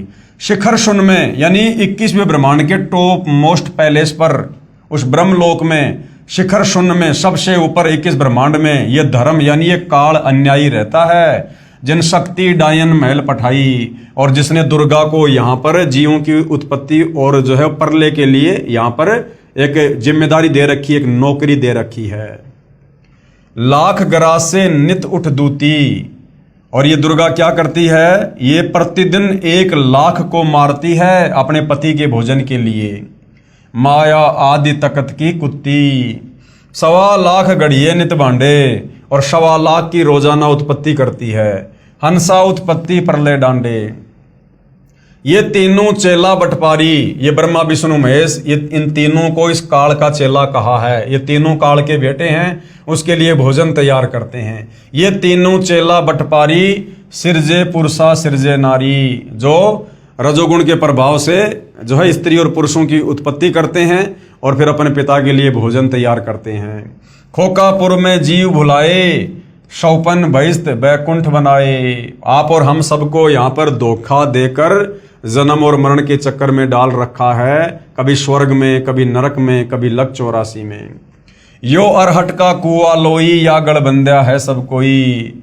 21 ब्रह्मांड काल का ये अरहट का कुआ है। जन्म लेना मरना, जन्म लेना मरना, लक 84 में, स्वर्ग में, नरक में। कीड़ी यानी चीटी, कुंजर यानी हाथी, और अवतारा यानी ब्रह्मा विष्णु महेश जो ये अवतार रूप में आते हैं। अरहट डोर बंधे कई बारा, ये काल किसी को नहीं छोड़ता है। इस अरहट की डोरी से जन्म और मरण के चक्कर में कीड़ी से लेकर हाथी और ये अवतार ब्रह्मा विष्णु महेश भी बंधे हुए हैं। अरब अलील इंदर हुए हैं भाई, अरब अलील इंदर, अरहट डोरी बंधे सब आई। शेष महेश अरु गणेश ताई, अरहट डोरी बंद सब आई। शेष यानी शेषनाग, महेश यानी ये शंकर जी, और ये गणेश आदि जितने भी देवी देवता हैं, ये सब इस काल की जन्म मृत्यु रूपी अरहट की डोरी से बंधे हुए हैं। सबका जन्म और मरण है। शुक्रादिक यानी सुखदेव जैसे ऋषि भी, ध्रुव भी, और प्रहलाद भी, और ब्रह्मादिक यानी ये ब्रह्मादि अर्थात ब्रह्मादिक का मतलब है ब्रह्मा विष्णु महेश भी, ये भी अरहट की डोरी से बंधे हुए हैं, यानी जन्म और मरण में हैं। कोटिक करता फिरता देखा, अरहट डोरी कहूँ सुन लेखा। चतुर्भुजी भगवान कहाँ हैं, यानी ब्रह्मा विष्णु महेश की 4 भुजाएं हैं, तो कहते हैं चतुर्भुजी भगवान कहाँ हैं, अरहट डोर बंधे सभा में। ये सब जन्म और मरण की डोरी से बंधे हुए हैं। यो है खोकापुर का कुआ, ये जो पृथ्वी लोक है, ये इस 21 ब्रह्मांड में कुआ है, कुआ, और या में पड़या सो निश्चय मुआ। 21 ब्रह्मांड भी सतलोक की तुलना में कुआ है, और जो यहाँ पर आ गया वो अवश्य जन्म और मरण में रहेगा। आगे क्या बताया गुरुदेव भगवान ने, ज्योति निरंजन यानी काल बलि के वश होकर ये तीनों देवता रजगुण ब्रह्मा, सतगुण विष्णु, तमगुण शिव अपनी महिमा दिखाकर जीवों को स्वर्ग नरक तथा भवसागर में लक 84 योनियों में भटकाते रहते हैं। ज्योति निरंजन यानी काल अपनी माया से नागिनी की तरह जीवों को पैदा करते हैं और फिर मार देते हैं। जिस प्रकार नागिनी अपनी दुम से अंडों के चारों ओर कुंडली बनाती है, फिर उन अंडों पर अपना फन मारती है, जिससे अंडा फूट जाता है, उसमें से बच्चा निकल जाता है, उसको नागिनी खा जाती है। फन मारते समय कई अंडे फूट जाते हैं, क्योंकि नागिनी, ये भाई और बहनों, वो अरहट के कुएं का एक चित्र समझा रखा है। जिस प्रकार पहले इस प्रकार से कुएं से पानी निकाला करते थे, पहले ट्यूबवेल वगैरह मोटर वगैरह नहीं होती थी, इसी प्रकार से कुएं से जो है वो पानी निकाला जाता था। तो एक ये चैन है, ये चैन है, और इस चैन के साथ में बाल्टियां वेल्ड कर दी जाती थी और बैलों से इसको घुमाया जाता था। तो बाल्टी क्या होती थी, नीचे तो पानी से भर जाती थी और ऊपर आकर यहाँ पर ये खाली हो जाया करती थी। तो कहते हैं कि इस काल का 21 ब्रह्मांड इस अरहट की तरह से है। हम इस पृथ्वी लोक पर आते हैं, यहाँ पर मनुष्य जन्म प्राप्त करते हैं, जैसा भी धर्म कर्म करते हैं, भक्ति करते हैं, थोड़े बहुत हम पुण्य प्राप्त करते हैं, पाप प्राप्त करते हैं, यहाँ से अपने पाप और पुण्य का थैला भर के और ऊपर जाते हैं स्वर्ग में, महास्वर्ग में, वहाँ पर अपनी भक्ति को खर्च करके फिर वापस मनुष्य जन्म प्राप्त करके इस पृथ्वी लोक पर आ जाते हैं। कभी हम यहाँ पर लक 84 योनियों में चींटी बनते हैं, कभी हाथी बनते हैं, और कभी ब्रह्मा विष्णु महेश बनते हैं, कभी स्त्री और पुरुष बनते हैं। तो ये जन्म मरण का चक्कर, पाप पुण्य का खेल इसी प्रकार से काल के 21 ब्रह्मांड में चलता रहता है। आगे क्या बताया है? उस नागिनी के बहुत सारे अंडे होते हैं, जो अंडे फूटते हैं उनमें से बच्चे निकलते हैं। यदि कोई बच्चा कुंडली यानी सर्प की दुम का घेरा से बाहर निकल जाता है तो वह बच्चा बच जाता है, नहीं तो कुंडली में वह नागिनी छोड़ती नहीं है। जितने बच्चे उस कुंडली के अंदर होते हैं उन सबको खा जाती है। जो साधक यानी जो भगत ब्रह्म यानी काल ब्रह्म यानी ज्योति निरंजन और देवी दुर्गा तथा ब्रह्मा विष्णु शिव तथा अन्य देवताओं तक की भक्ति करते हैं, वे काल ब्रह्म रूपी नागिनी के घेरे यानी जन्म मरण के चक्कर में काल रोक में रह जाते हैं, जिनको काल ज्योति निरंजन खाता है। यानी काल की भक्ति यानी गीता जी में जो ब्रह्म भक्ति बताई है, जिसका ओम मंत्र है, चाहे तो ये ब्रह्म की भक्ति कर लो, चाहे दुर्गा की कर लो, चाहे ब्रह्मा विष्णु महेश की भक्ति कर लो, चाहे नीचे के देवी देवताओं की भक्ति कर लो, ये 21 ब्रह्मांड की भक्ति है। इस भक्ति से हम बाहर नहीं निकल सकते, जन्म मरण के चक्कर में रहेंगे और काल हर बार हमें तपशिला पर भून भून के इसी प्रकार से खाएगा। माया काली नागिनी अपने जाए खात और कुंडली में छोड़े नहीं, 100 बातों की बात। इसी प्रकार ये काल बलि का जाल है, इस काल का जाल है। निरंजन तक की भक्ति पूरे संत से नाम लेकर करेंगे तो भी इस निरंजन की कुंडली 21 ब्रह्मांड से बाहर नहीं निकल सकते। अगर आप सतगुरु रामपाल जी से केवल इस काल तक की भक्ति लेकर भक्ति करोगे, केवल ओम नाम की भक्ति करोगे, प्रथम मंत्र लोगे, तो भी आप इसके जन्म और मरण के चक्कर से बाहर नहीं निकल सकते। हाँ, यदि आपने सतगुरु रामपाल जी से, तत्वदर्शी संत से अगर भक्ति का पूरा कोर्स ले लिया, प्रथम मंत्र प्राप्त कर लिया जिसमें काल ब्रह्मा विष्णु महेश और दुर्गा सबके मंत्र हैं, उसके बाद यदि आपने शतनाम भी प्राप्त कर लिया और तीसरा मंत्र सार नाम प्राप्त कर लिया और फिर सार शब्द आपको प्राप्त हुआ, तो आप इस काल के अरहट के कुएं से, जन्म मरण के चक्कर से बाहर निकल सकते हैं। स्वयं ब्रह्मा विष्णु महेश आदि माया शेरा वाली भी निरंजन की कुंडली में है, यानी ब्रह्मा विष्णु महेश को भी ये काल बलि तपशिला पर भून भून के खाता है। ये बेचारे अवतार धार कर आते हैं और जन्म मृत्यु का चक्कर काटते रहते हैं। इसलिए विचार करें, सोहम जाप जो कि ध्रुव और प्रहलाद व सुखदेव ऋषि ने जपा, वह भी पार नहीं हुए, क्योंकि श्री विष्णु पुराण के प्रथम अंश के अध्याय 12 के श्लोक नंबर 93 में पेज नंबर 51 पर लिखा है कि ध्रुव केवल एक कल्प अर्थात 1000 चतुर्युग तक ही मुक्त है, इसलिए काल लोक में ही रहे तथा ओम नमः भागवते वासुदेवाय मंत्र का जाप करने वाले भगत भी श्री कृष्ण तक की भक्ति कर रहे हैं, वे भी 84 लाख योनियों के चक्कर काटने से नहीं बच सकते। यह परम पूज्य कबीर साहिब जी व आदरणीय गरीबदास साहिब जी महाराज की वाणी प्रत्यक्ष प्रमाण देती है। कहने का मतलब भाई और बहनों, आदरणीय गरीबदास जी महाराज जी ने भी बिल्कुल क्लियर कर दिया है कि भैया जब तक आपको तत्वदर्शी संत नहीं मिलता है, और तत्वदर्शी संत की भूमिका निभाने के लिए कबीर परमात्मा सत्य पुरुष सतलोक से चलकर खुद ही आते हैं, और जब आप तत्वदर्शी संत की शरण में आ जाओगे, उनके बताए अनुसार उनसे उपदेश प्राप्त करके मर्यादा में रहकर आजीवन भक्ति करोगे, तब कहीं जाकर आप इस काल के 21 ब्रह्मांड से, इस जेल से निकलकर अमरधाम सचखंड सतलोक में जा सकते हो। और जब तक आप सतलोक में नहीं जाओगे, क्योंकि बाकी जितने भी संत महात्मा आचार्य शंकराचार्य किसी भी धर्म के मुल्ला मौलवी पादरी हैं, वो सब के सब शास्त्र विरुद्ध साधना ही करते हैं, काल के जाल में बने रहने वाली साधना ही करते हैं। उनकी भक्ति साधना में आप चाहे कितना जप कर लो, कितने मंत्र जाप कर लो, कितना दान धर्म कर लो, कितने ही भंडारे कर लो, कितना ही कुछ कर लो, आप काल के जाल में ही रहोगे। अनंत कोटि अवतार हैं माया के गोविंद, करता हो अवतरे बहुर पड़े जग फंद। अनंत कोटि अवतार हैं, यानी ब्रह्मा विष्णु महेश के करोड़ों अवतार हो चुके हैं।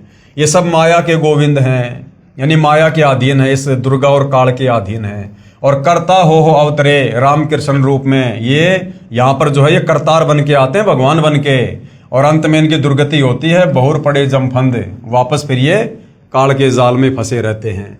जिस प्रकार त्रेता युग में श्री रामचंद्र जी की अंत में कैसे मृत्यु हुई, वो इतने दुखी हो गए, इतने दुखी हो गए, उनकी पत्नी धरती में समा गई, उनके बच्चे उनके विरोधी हो गए, और अंत में श्री रामचंद्र जी ने सरयू नदी में आत्महत्या करनी पड़ी, जिसको हम समाधि कहते हैं कि जिंदा समाधि ले ली, जल समाधि ले ली।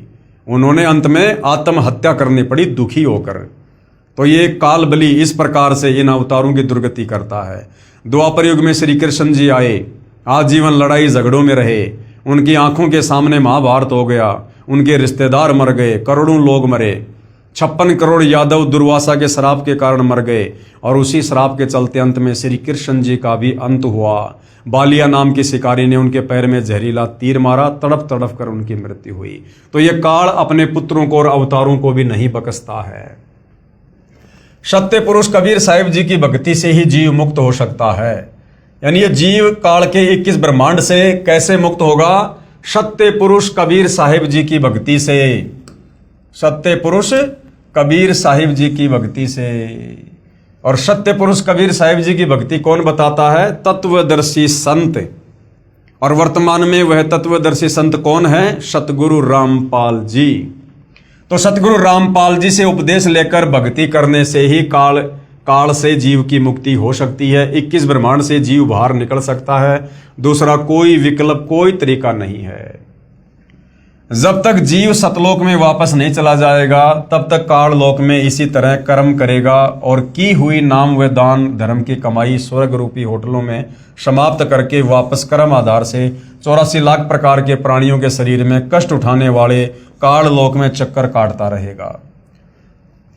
माया यानी दुर्गा से उत्पन्न होकर करोड़ों गोविंद यानी ब्रह्मा विष्णु शिव मर चुके हैं।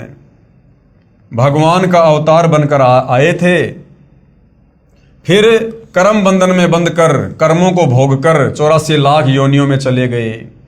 जैसे भगवान विष्णु जी को नारद का श्राप लगा, वे श्री रामचंद्र रूप में अयोध्या में आए, फिर श्री राम रूप में बाली का वध किया था। उस कर्म का दंड भोगने के लिए श्री कृष्ण जी का जन्म हुआ।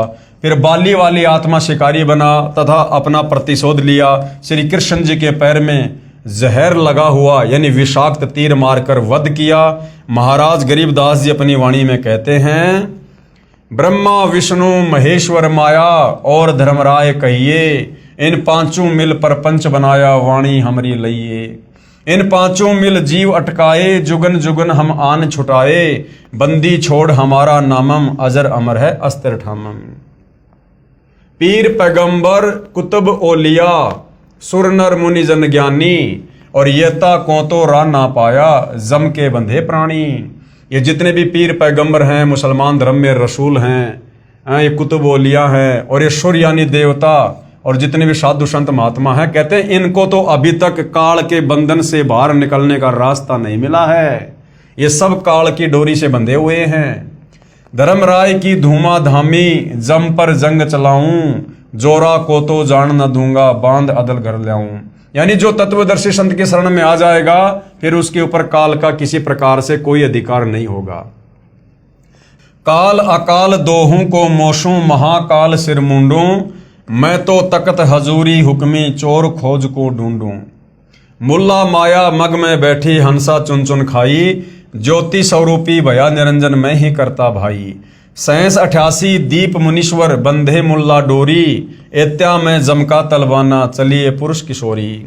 मुल्ला का तो माथा दागूं, सत की मोहर करूंगा, पुरुष दीप को हंस चलाऊं, दरा न रोकन दूंगा। हम तो बंदी छोड़ कहावा, धर्म राय है चकवे, शतलोक की सकल सुनावा, वाणी हमरी अखवे। 9 लख पट्टन ऊपर खेलूं, शाहदरे को रोकूं, 12 कोटि कटक सब काटूं, हंस पटाऊं मोखूं। 14 भुवन गमन है मेरा, जलथल में सरबंगी, खालिक खलक खलक में खालिक, अविगत अचल अभंगी। अगर अलील चक्कर है मेरा, जित से हम चल आए, पांचों पर परवाना मेरा, बंदी छुटावन धाये। जहां ओकार निरंजन नाही, ब्रह्मा विष्णु वेद नहीं जाए, जहां करता नहीं काल भगवाना, काया माया पिंड ना प्राणा। 5 तत्व तीनों गुण नाही, ये सतलोक के बारे में बताया जा रहा है। और जोरा काल दीप नहीं जाही, अमर करूं सतलोक पठाऊं, ताते बंदी छोड़ कहाऊं। इसका हिंदी अनुवाद गुरुदेव भगवान ने यहां पर किया है।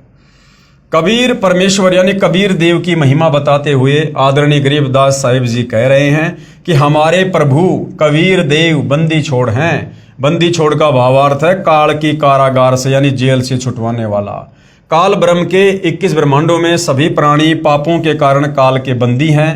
पूर्ण परमात्मा यानी कबीर देव कबीर साहिब पाप का विनाश कर देते हैं। पापों का विनाश न ब्रह्म कर सकता, न परब्रह्म कर सकता, ना ही ब्रह्मा विष्णु महेश कर सकते। केवल जैसा कर्म है उसका वैसा ही फल देते हैं। इसलिए यजुर्वेद अध्याय 5 के मंत्र 32 में लिखा है कबीर अंगारी असी, यानी कबीर परमात्मा ही पापों का नाश करता है। कबीर यानी कबीर देव कबीर परमेश्वर।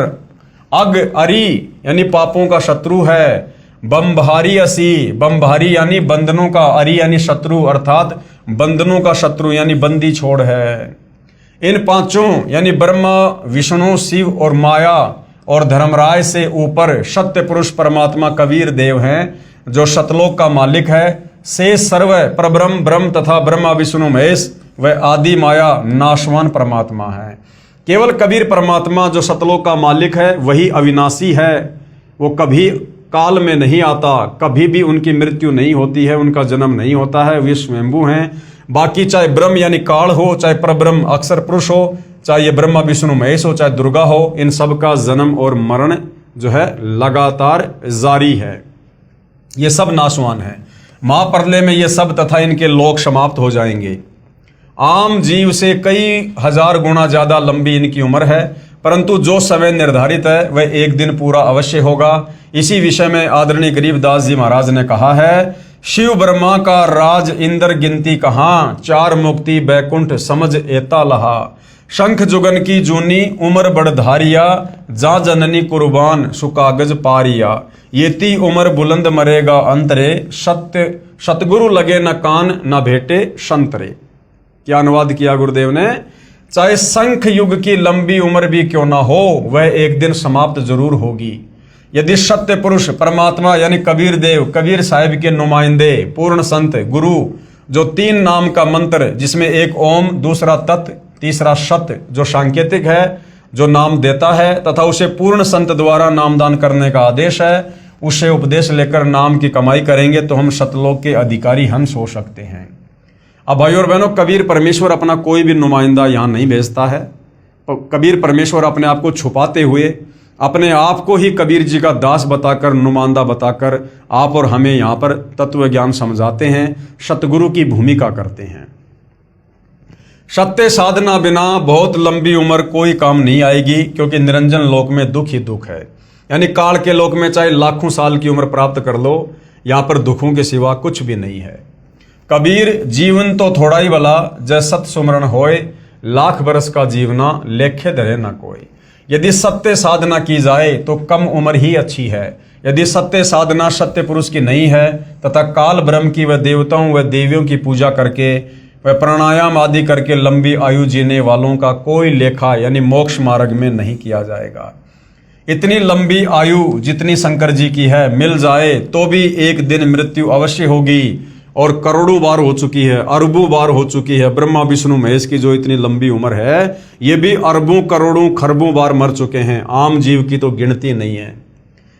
भक्ति गलत है, इसलिए जन्म तथा मृत्यु का चक्कर बना रहेगा। ऐसी उम्र का क्या औचित्य।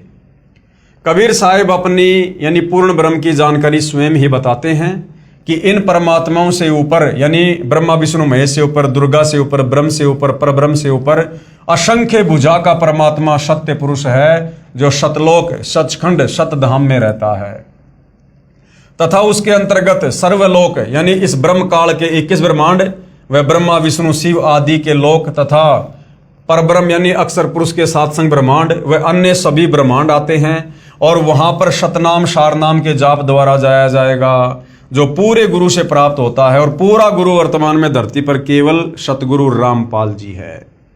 सचखंड यानी सतलोक में जो आत्मा चली जाती है उसका पुनर्जन्म नहीं होता, यानी वो आत्मा फिर वापस काल के लोक में नहीं आती है, और ना सतलोक में कभी वो मृत्यु में आती है। केवल एक बार जन्म होता है, उसके बाद फिर मृत्यु कभी नहीं होती है। सत्य पुरुष यानी पूर्ण ब्रह्म कबीर साहिब कबीर देव ही अन्य लोकों में स्वयं ही भिन्न भिन्न नामों से विराजमान है। जैसे अलख लोक में अलख पुरुष, अगम लोक में अगम पुरुष और अकय लोक में अनामी पुरुष रूप में विराजमान हैं। ये तो उपमात्मक नाम है, परंतु वास्तविक नाम उस पूर्ण पुरुष का कबीर देव, भाषा भिन्न होकर कबीर साहिब है। अब भाइयों और बहनों, सिख धर्म के प्रवर्तक आदरणीय नानक जी की वाणी में भी सृष्टि रचना का संकेत है, प्रमाण है। आदरणीय नानक जी की वाणी में सृष्टि रचना का प्रमाण है। हम यहाँ पर नानक जी के नाम के आगे साहिब शब्द का यूज नहीं कर सकते, क्योंकि वर्तमान में भाइयों और बहनों कलयुग की बिचली पीढ़ी है, मोक्ष का प्राइम टाइम है। हालांकि नानक जी की भूमिका कबीर परमात्मा ने की थी, लेकिन हम वर्तमान में चूंकि कलयुग की बिचली पीढ़ी में हमने सतगुरु रामपाल जी को सतगुरु धारण कर लिया है, और हमारे लिए हमारे सतगुरु से बढ़कर फिर और कोई साहिब नहीं है। यदि हमने किसी और में साहिब देखा, किसी और को साहिब माना, तो फिर हम पतिव्रता पद से नीचे गिर जाते हैं। आदरणीय नानक जी की वाणी में सृष्टि रचना का संकेत है। श्री नानक जी की अमृतवाणी महला 1 राग बिलावलू अंश 1 गुरु ग्रंथ साहिब पेज नंबर 839। आपे सचू किया कर जोड़ी, अंडज फोड़ी जोड़ी बिछोड़, धरती आकाश किए बैसन कहूं थाऊं, राती दिन तू किए भऊ भाऊ। ये पंजाबी है जो हिंदी में लिखी हुई है। जिन किए करी वेखण हारा, तृतीया यानी तीनों, ब्रह्मा विष्णु महेशा, देवी देव उपाय वेशा, पौन पानी अग्नि विसराऊं, ताहि निरंजन साचो नाऊं, तिसु मही मनवा रहिया लिव लाई, पर्णवती नानकू कालू न खाई। उपरोक्त अमृतवाणी का भावार्थ है कि सच्चे परमात्मा सत्य पुरुष ने स्वयं ही अपने हाथों से सर्व सृष्टि की रचना की, यानी अपने वचन से, अपने शब्द से। उसी ने अंडा बनाया, फिर फोड़ा तथा उसमें से ज्योति निरंजन निकला। यानी सिख धर्म के प्रवर्तक नानक जी की वाणी में भी, गुरु ग्रंथ साहिब में भी सृष्टि रचना का प्रमाण है कि ज्योति निरंजन यानी काल की उत्पत्ति सतलोक में कैसे हुई। कबीर परमात्मा ने वो अंडा बनाया, उसमें आत्मा प्रवेश करी, अक्षर पुरुष को जगाने के लिए जल में अंडा छोड़ा, अंडा 2 भाग हुआ, उसमें से जो आत्मा निकली, नानक जी कह रहे हैं वो कौन था? वो ज्योति निरंजन था, वो काल था। उसी पूर्ण परमात्मा ने सर्व प्राणियों के रहने के लिए धरती, आकाश, पवन, पानी आदि 5 तत्व रचे। अपने द्वारा रची सृष्टि का स्वयं ही साक्षी है, दूसरा कोई सही जानकारी नहीं दे सकता। यानी कबीर परमात्मा अपने द्वारा रची गई सृष्टि का खुद ही साक्षी है, क्योंकि सर्वप्रथम परमात्मा अकेले ही थे और वे स्वयं ही यहाँ इस पृथ्वी लोक पर आकर सृष्टि रचना की यथार्थ जानकारी देते हैं। तो तत्वदर्शी संत के रूप में खुद कबीर परमात्मा ही धरती पर आते हैं। फिर अंडे के फूटने से निकले निरंजन के बाद तीनों श्री ब्रह्मा जी, श्री विष्णु जी तथा श्री शिव जी की उत्पत्ति हुई, तथा अन्य देवी देवता उत्पन्न हुए, तथा अनगणित जीवों की उत्पत्ति हुई। उसके बाद अन्य देवों के जीवन चरित्र तथा अन्य ऋषियों के अनुभव के 6 शास्त्र तथा 18 पुराण बन गए। पूर्ण परमात्मा के सच्चे नाम यानी सतनाम की साधना अनन्य मन से करने से तथा गुरु मर्यादा में रहने वाले को श्री नानक जी कह रहे हैं कि काल नहीं खाता, यानी उसका मोक्ष हो जाता है। राग मारू अंश अमृतवाणी महिला 1 गुरु ग्रंथ साहिब पेज नंबर 1037।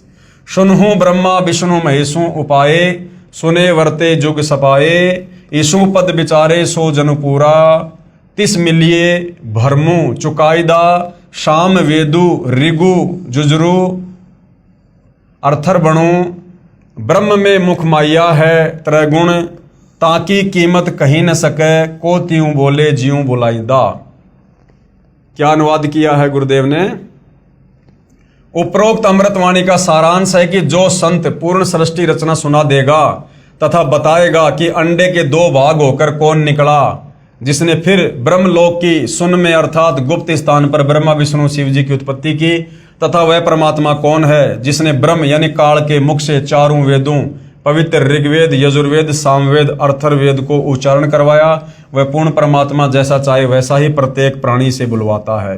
इस सर्व ज्ञान को पूर्ण बताने वाला संत मिल जाए तो उसके पास जाइए, तथा जो सभी शंकाओं का पूर्ण निवारण करता है वही पूर्ण संत अर्थात तत्वदर्शी है, जो वर्तमान में सतगुरु रामपाल जी हैं। आप अपनी किसी भी प्रकार की शंका का, जो भी आपको आध्यात्मिक शंका है, आप निसंकोच अपनी शंका का समाधान उनके सत्संग सुनकर, उनके द्वारा लिखी गई पुस्तकें पढ़ के कर सकते हैं। श्री गुरु ग्रंथ साहिब पेज नंबर 929 अमृतवाणी श्री नानक जी की, राग रामकली महला 1, दक्षिणी ओंकार। ओंकारी ब्रह्म उत्पत्ति ओंकारू किया, जिनिचित ओंकारी शैल जुग भय, ओंकारी वेद निर्मय ओंकारी शब्दी उदरे, ओंकारी गुरुमुखी तरे, ओनम अक्षर सुनहु विचारू, ओनम अखरू त्रिभुवन सारू। क्या अनुवाद किया है गुरुदेव ने।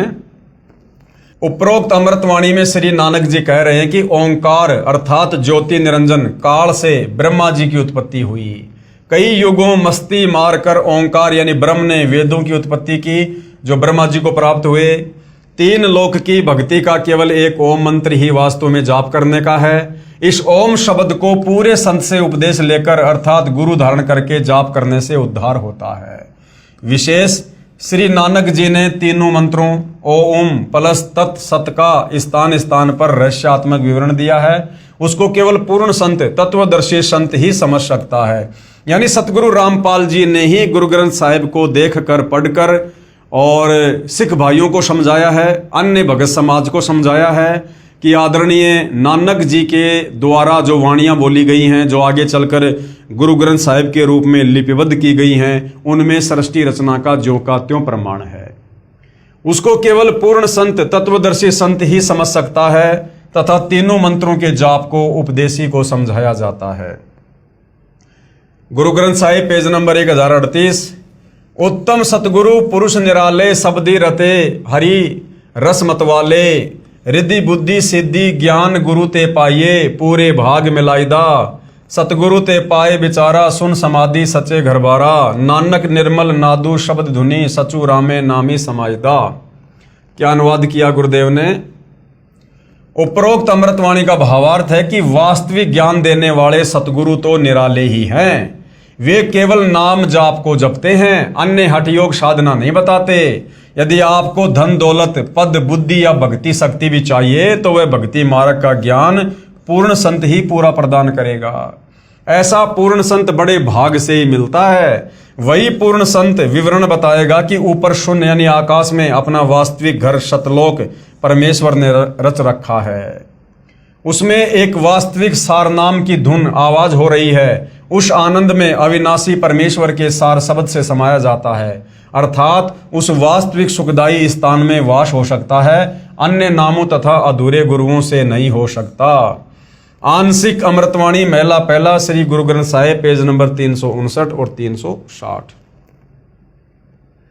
शिव नगरी में आसनी बैसों कल्प त्यागी वादम, सिंडी शब्द सदा धुनि सोहे, अहि निशि पूरे नादम, हरि कीर्ति रहे राशि हमारी, गुरु मुखपंथ अतीतम, सगली ज्योति हमारी समिया, नानक वर्ण अनेकम, कह नानक सुन भरतरी जोगी, पार ब्रह्म लिव एकम। उपरोक्त अमृतवाणी का भावार्थ है कि श्री नानक जी कह रहे हैं कि हे भरतरी योगी जी, आपकी साधना भगवान शिव तक है, उससे आपको शिव नगरी में स्थान मिला है, और शरीर में जो सिंगी शब्द आदि हो रहा है वह इन्हीं कमलों का है, तथा टेलीविजन की तरह प्रत्येक देव के लोक से शरीर में सुनाई दे रहा है। हम तो एक परमात्मा पार ब्रह्म अर्थात सर्व से पार जो पूर्ण परमात्मा है, अन्य किसी और एक परमात्मा में लो यानी अनन्य मन से लगन लगाते हैं। हम ऊपरी दिखावा भस्म लगाना हाथ में डंडा रखना नहीं करते।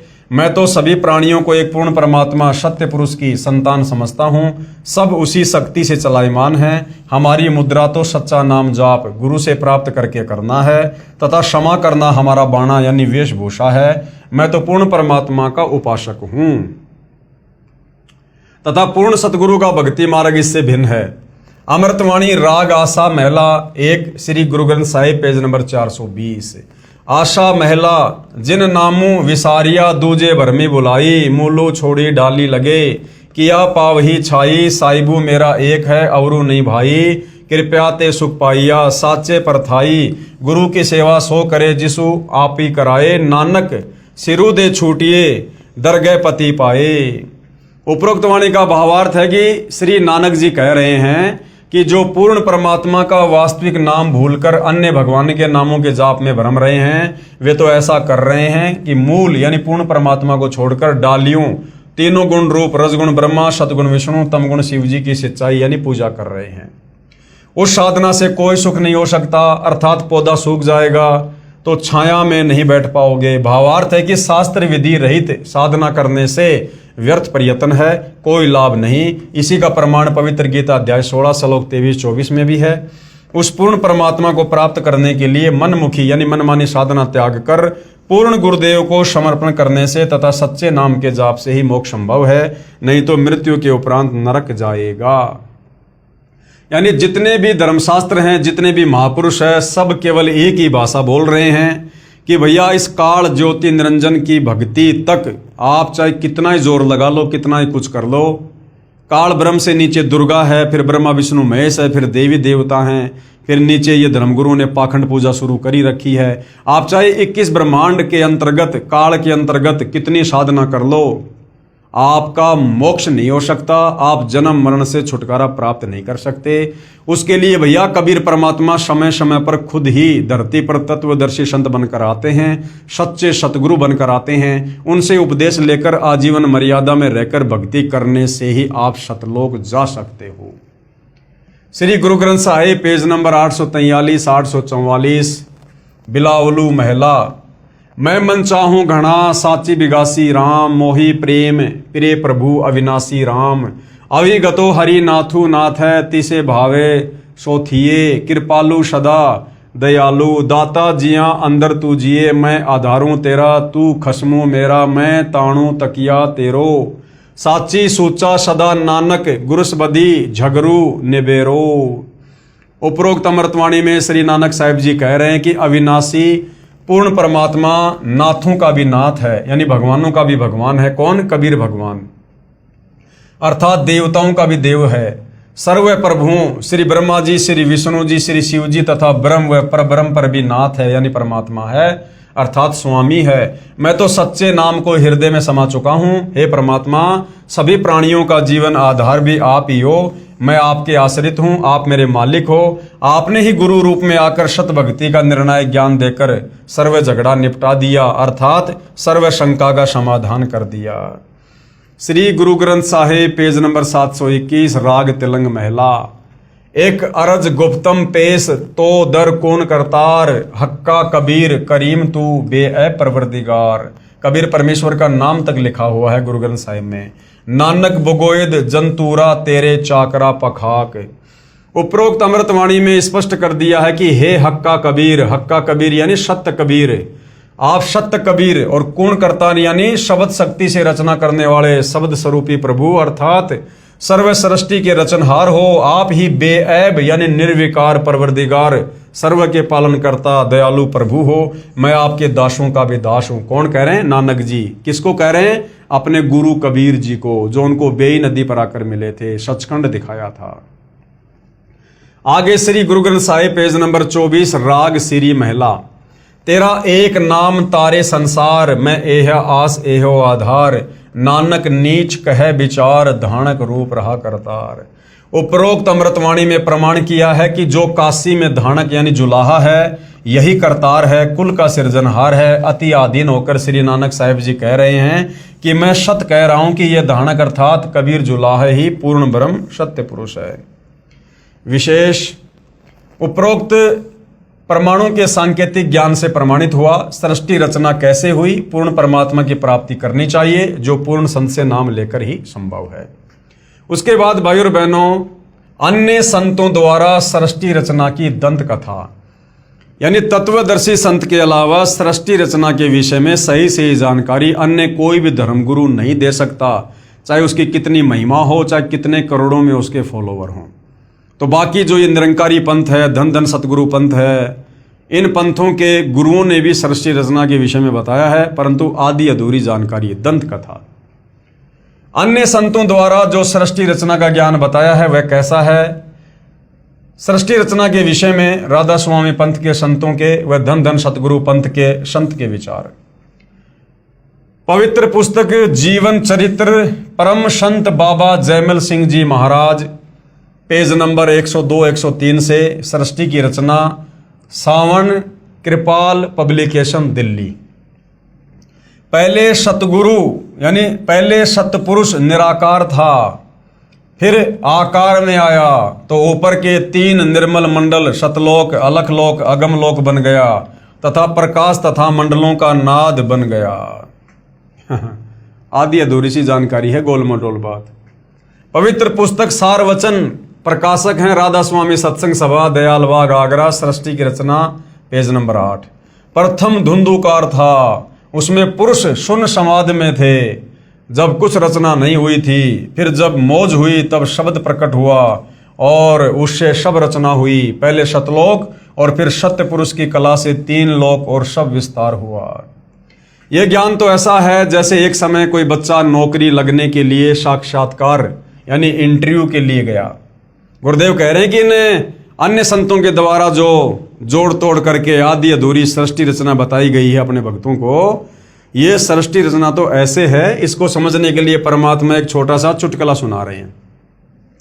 ये ज्ञान तो ऐसा है जैसे एक समय कोई बच्चा नौकरी लगने के लिए साक्षात्कार यानी इंटरव्यू के लिए गया। अधिकारी ने पूछा कि आपने महाभारत पढ़ा है? लड़के ने उत्तर दिया कि उंगलियों पर रट रखा है। अधिकारी ने प्रश्न किया कि 5 पांडवों के नाम बताओ। लड़के ने उत्तर दिया, एक भीम था, एक उसका बड़ा भाई था, एक उससे छोटा था, एक और था तथा एक का नाम मैं भूल गया। उपरोक्त सृष्टि रचना का ज्ञान तो ऐसा जानो। सत्य पुरुष व सतलोक की महिमा बताने वाले वे 5 नाम ओंकार, ज्योति निरंजन, ररंकार, सोहम, सतनाम देने वाले व 3 नाम अकाल मूर्ति, सत्य पुरुष, शब्द स्वरूपी राम देने वाले संतों द्वारा रची पुस्तकों से कुछ निष्कर्ष। यानी राधा स्वामी और धन धन सतगुरु पंथ में इस प्रकार के नाम दिए जाते हैं। तो इनके गुरुओं के द्वारा सृष्टि रचना के विषय में क्या बताया गया है? संत मत प्रकाश भाग 3 पेज नंबर 76 पर लिखा है कि सचखंड या सतनाम चौथा लोक है। सतनाम जो कि जपने का मंत्र है, उसको लोक बता रहे हैं, उसको जगह बता रहे हैं। यहां पर सतनाम को स्थान कहा है। फिर इस पवित्र पुस्तक के पेज नंबर 79 पर लिखा है कि एक राम दशरथ का बेटा, दूसरा राम मन, तीसरा राम ब्रह्म, चौथा राम सतनाम। यहां पर राम बता दिया सतनाम को। कभी तो सतनाम को जगह बता रहे हैं, कभी सतनाम को राम बता रहे हैं। ये असली राम है। फिर पवित्र पुस्तक संत मत प्रकाश पहला भाग पेज नंबर 17 पर लिखा है कि वह सतलोक है, उसी को सतनाम कहा है। पवित्र पुस्तक सारवचन नसर यानी वार्तिक पेज नंबर 3 पर लिखा है कि अब समझना चाहिए कि राधा स्वामी पंथ सबसे ऊंचा मुकाम है यानी जगह है कि जिसको संतों ने सतलोक और सचखंड और सार शब्द और सत शब्द और सतनाम और सत्य पुरुष करके बयान किया है। यानी सतनाम जाप करने का मंत्र है या कोई जगह है या परमात्मा का नाम है, ये भी इन संतों को नहीं पता है। पवित्र पुस्तक सारवचन नसर आगरा से प्रकाशित पेज नंबर 4 पर भी उपरोक्त ज्यों का त्यों वर्णन है। पवित्र पुस्तक सचखंड की सड़क पेज नंबर 226 संतों का देश सचखंड या सतलोक है, उसी को सतनाम सतशब्द सार शब्द कहा जाता है। विशेष